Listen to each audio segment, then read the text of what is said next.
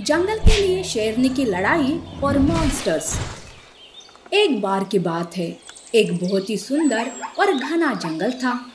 जंगल के शेर की तबीयत ठीक न होने के कारण उसकी मौत हो जाती है। जंगल की सारी जिम्मेदारी शेरनी पर आ जाती है। शेरनी बहुत ही दयालु और नेक दिल थी। शेरनी का एक बेटा था सिम्बा, जो बहुत ही छोटा था। शेरनी जितना प्यार अपने बेटे से करती थी, उतना ही प्यार वो अपने जंगल और जंगल के जानवरों से करती थी। जंगल के सारे जानवर शेरनी के राज्य में बहुत खुश थे, लेकिन उन्हें क्या पता कि उनकी जिंदगियों में बहुत जल्द एक बहुत बड़ी मुसीबत आने वाली है। एक दिन शेरनी अपनी गुफा में आराम कर रही थी कि तभी वहां बाज आता है। शेरनी उठो, बहुत बड़ी मुसीबत आने वाली है। बाज की आवाज सुन शेरनी एकदम से नींद से जाग जाती है। अरे बाज, क्या बात है? क्यों तुम इतने परेशान हो? शेरनी, आसपास के जंगलों में कुछ मॉन्स्टर्स घुस आए हैं जो सारे जंगल को तहस नहस कर उस पर अपना हुक्म चला रहे हैं। वो मॉन्स्टर्स किसी भी वक्त हमारे जंगल में आ सकते हैं। हमारे सारे जानवरों को आगाह करना होगा। ये सुनकर शेरनी तुरंत सारे जानवरों की एक सभा बुलाती है और सारी बात उन्हें बता देती है। शेरनी, हमें जल्द से जल्द ये जंगल छोड़कर किसी सुरक्षित जगह पर जाना होगा, क्योंकि उन मॉन्स्टर से लड़कर हम जीत नहीं पाएंगे। हाँ शेरनी, हाथी सही कह रही है। मैंने भी सुना था कि मॉन्स्टर्स बहुत ही ताकतवर होते हैं। देखो, तुम सब अभी के अभी अपने अपने बच्चों को लेकर किसी सुरक्षित जगह पर चले जाओ। मैं ये जंगल छोड़कर कहीं नहीं जाऊंगी। ये जंगल हमारा घर है। इसमें हमारे पूर्वजों की यादें बसी है। मैं अपनी जान दे दूंगी, पर ये जंगल छोड़कर कहीं नहीं जाऊंगी। देखो शेरनी, यूं भावनाओं में बहने से कुछ नहीं होगा। सिम्बा के बारे में तो सोचो। हम उन मॉन्स्टर से जीत नहीं पाएंगे। हाँ शेरनी, हमारी बात मानो और समय रहते यहाँ से चलो। जानवरों के लाख समझाने पर भी शेरनी अपनी बात पर अड़ी रही। देखो, इस जंगल की रानी होने के नाते मैं तुम सबको हुक्म देती हूँ कि तुम सब किसी सुरक्षित जगह पर चले जाओ। जैसे ही मामला ठीक हो जाएगा, मैं तुम सबको वापस बुला लूंगी। और हाँ, अपना ख्याल रखना। यूं शेरनी बोल ही रही थी कि दूसरी ओर मॉन्स्टर्स जंगल में आ जाते हैं। वो जंगल को देखकर, अरे वाह, कितना सुंदर जंगल है। हमने इतने सारे जंगल नष्ट किए, पर इस जंगल की बात ही अलग है। मुझे तो लगता है इस जंगल के जानवरों को खाकर बड़ा ही मजा आएगा। अरे, नेक काम में देरी क्यों? चलो जंगल की सैर करते हैं।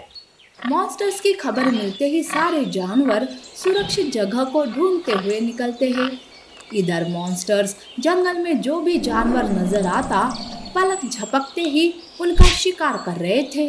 वो पेड़ों को ऐसे उठाकर फेंक रहे थे जैसे वो पेड़ नहीं, बल्कि बच्चों का खिलौना हो। पेड़ों पर रहने वाले पंछी भी अपने अपने घोंसले खोकर फूट फूट कर रोने लगे।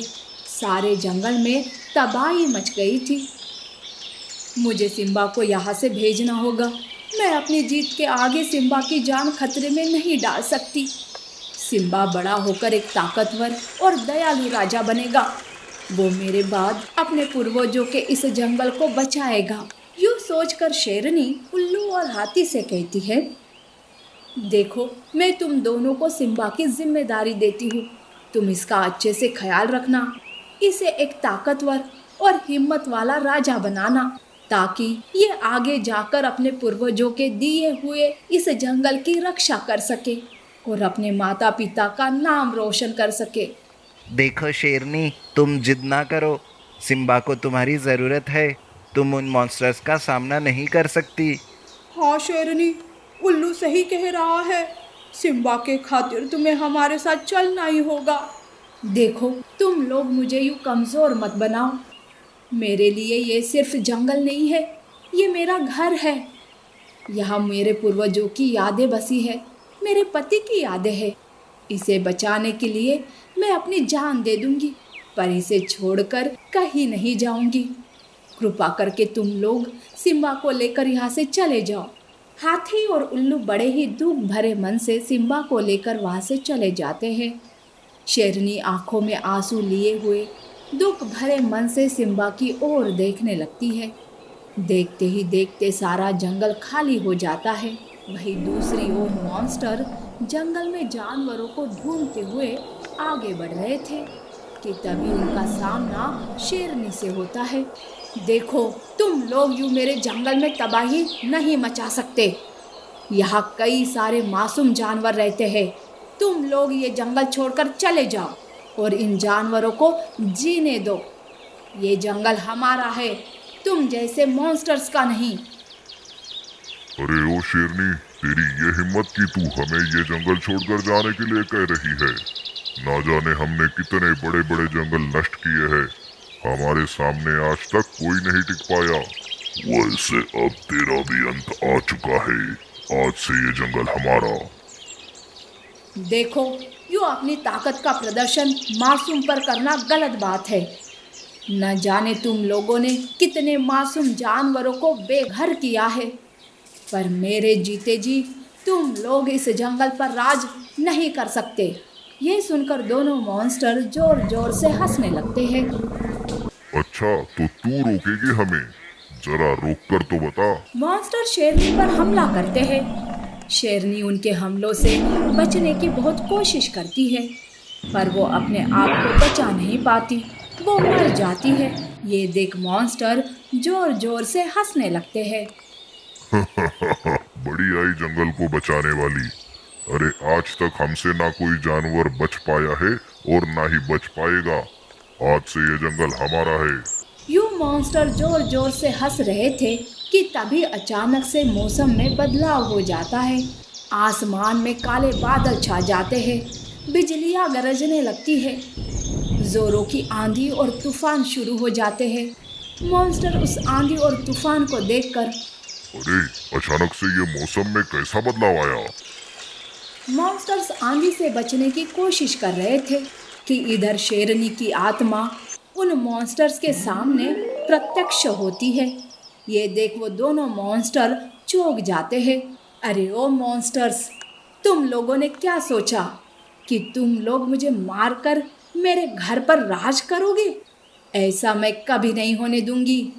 ये जंगल मेरा घर है। यहाँ के सारे जानवर और पशु पक्षी मेरे परिवार का हिस्सा है।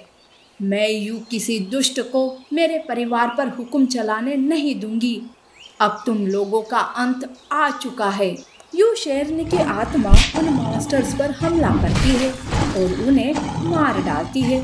शेरनी की आत्मा जानवरों के पास जाती है और कहती है, देखो साथियों, अब हमारे जंगल में कोई भी मुसीबत नहीं है। तुम सब वापस जंगल चले जाओ और सिम्बा का अच्छे से ख्याल रखना। जब भी तुम पर या जंगल पर कोई मुसीबत आएगी तो मैं तुम्हारी मदद करने ज़रूर आऊँगी। ये कहकर शेरनी की आत्मा गायब हो जाती है। तुमने अपनी जान देकर इस जंगल को मॉन्स्टर से बचाया है। हम तुम्हारा ये बलिदान कभी नहीं भूलेंगे। हमारा वादा है कि हम सब मिलकर सिम्बा का ख्याल रखेंगे और उसे एक अच्छा राजा बनाएंगे। यूँ सारे जानवर सिम्बा को लेकर वापस जंगल चले जाते हैं और खुशी खुशी जीवन गुजारने लगते हैं।